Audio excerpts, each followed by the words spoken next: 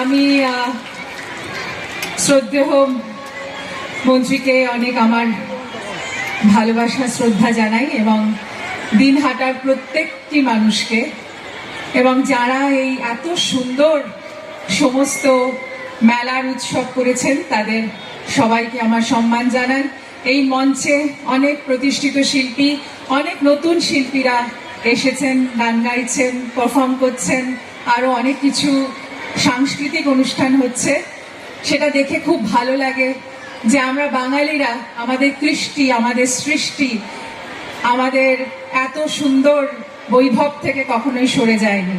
তাই আমাদের সবাই এই সৃষ্টির মধ্যে এই আনন্দে উল্লাসে মেতে থাকি, কারণ বাঙালিরা সবসময় স্রষ্টা এবং শ্রেষ্ঠ।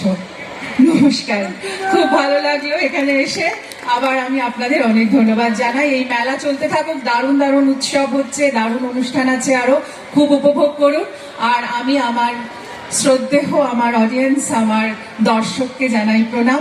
আপনাদের জন্যই আমি ঋতুপর্ণা সেনগুপ্ত এবং চেষ্টা করব এইভাবেই আপনাদের বিনোদন দিতে সবসময়। নমস্কার।